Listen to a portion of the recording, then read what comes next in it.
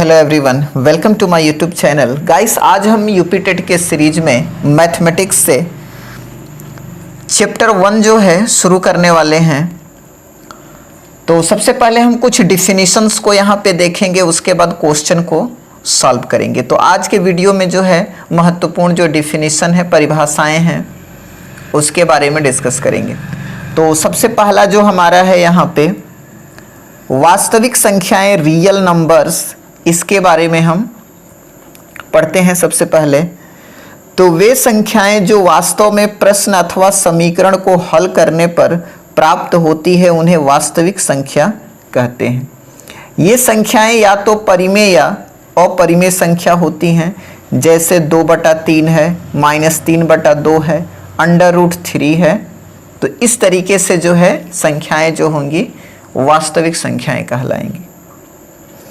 उसके बाद जो है परिमेय संख्या, परिमेय संख्याएं किसको कहते हैं? तो वे संख्याएं परिमेय संख्याएं कहलाती हैं जिन्हें भिन्न p/q के रूप में हम लिख सकते हैं या दर्शाया जाता है, और p और q पूर्णांक होते हैं और q ≠ 0 होता है, यानी कि डिनोमिनेटर में हर में 0 नहीं होना चाहिए। सभी भिन्न तथा पूर्णांक संख्याएं परिमेय संख्याएं हैं, जैसे 2/3 है, -3/2 है, 0 है। ये सभी संख्याएं जो हैं परिमेय संख्याएं होती हैं। आगे बढ़ते हैं। अगला यहाँ पे डिफिनीशन हमारा है अपरिमेय संख्याओं का, जिसे इरेशनल नंबर कहते हैं। तो जो संख्या p/q के रूप में नहीं लिखा जा सके अथवा धनात्मक पूर्णांक संख्या पूर्ण वर्ग संख्या नहीं है, उनके वर्गमूल को अपरिमेय संख्या कहा जाता है, जैसे कि √3 है। ये धनात्मक पूर्णांक संख्या है और ये संख्या जो है पूर्ण वर्ग संख्या नहीं है, तो ये अपरिमेय है। पाई है, ये भी अपरिमेय संख्याएं हैं। इसके बाद प्राकृतिक संख्याएं, जिसे हम नेचुरल नंबर्स कहते हैं। तो संख्याएं 1 2 3 ... इस तरह से इनफाइनाइट तक सभी प्राकृतिक संख्याएं हैं। इन संख्याओं से गिनने की क्रिया हम करते हैं। इसमें केवल धनात्मक पूर्णांक संख्याएं शामिल होती हैं। प्राकृतिक संख्याओं को कैपिटल N द्वारा प्रदर्शित किया जाता है। अब हम कुछ प्राकृतिक संख्याओं के गुण देखते हैं, जिसमें पहला है संवरक नियम, क्लोजर लॉ।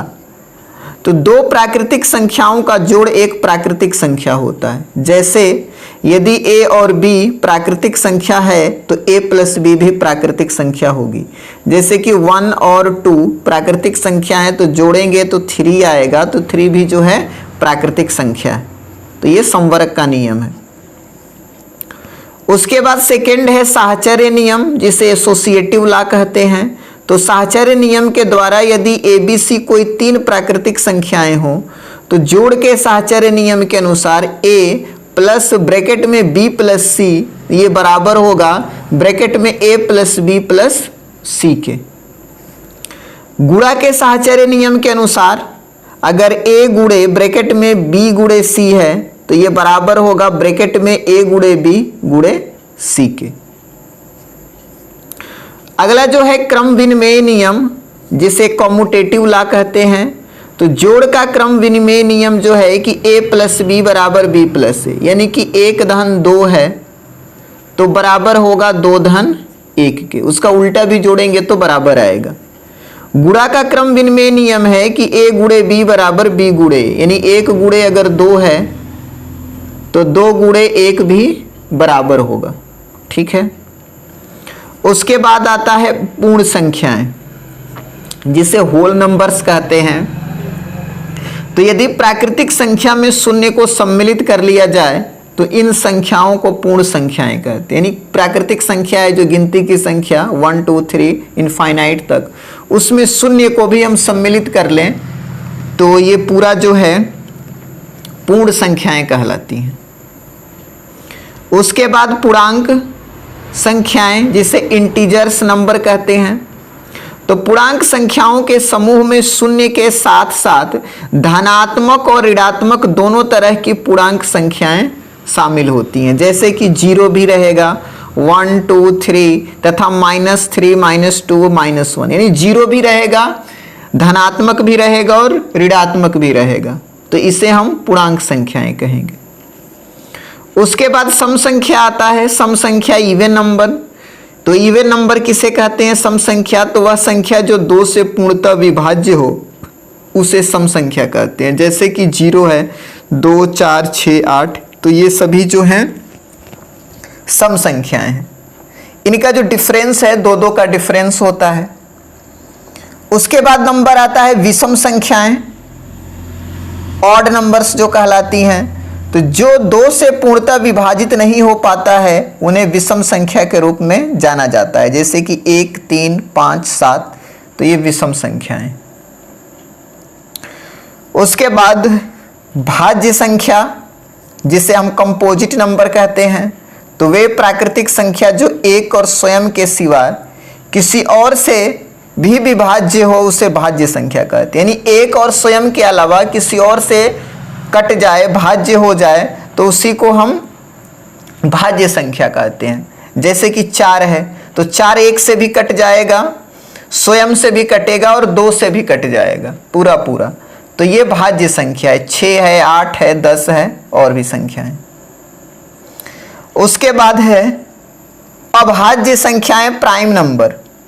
तो वे प्राकृतिक संख्या जो स्वयं और एक के सिवा किसी और से विभाज्य ना हो उसे अभाज्य संख्या कहते हैं। एक और स्वयं के अलावा किसी से न कटे वो अभाज्य संख्या है, जैसे कि 2 है, 3 है, 5 है, 7 है, 11 है, 13 है, तो ये सभी अभाज्य संख्याएं।